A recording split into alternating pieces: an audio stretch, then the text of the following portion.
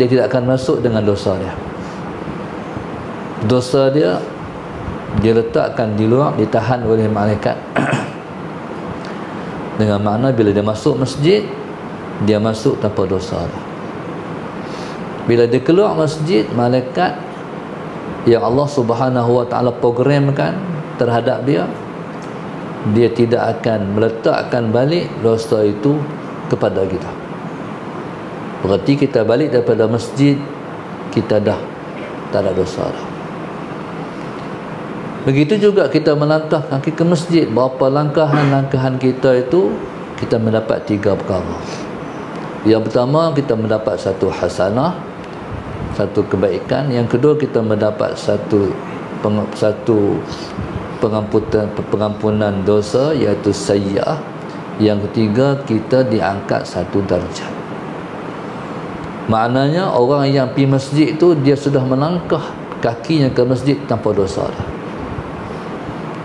Begitu juga jika mana seorang tu, begitu juga kalau seorang tu sujud, maka sujudnya itu ialah sujud yang meluruhkan dosa dia juga. Begitu juga seorang tu bila mana dia semayang, bila mana dia bersalam-salaman, maka dosa akan luruh daripada celahan-celahan jari ketika mana dia bersalam-salaman. Jadi banyaklah progres yang Tuhan buat untuk kita hidup terlepas ataupun selamat daripada dosa. Itu tak kira lagi kita melihat wajah para ahli ulama, tok-tok guru dan sebagainya. Dari rahmat Allah bila mana kita buat jalan ulama, mestilah kita akan jumpa dengan para ulama. Itu ialah program yang menghapuskan dosa juga.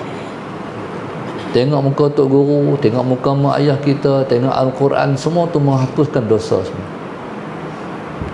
Di samping kita kata astaghfirullahal azim.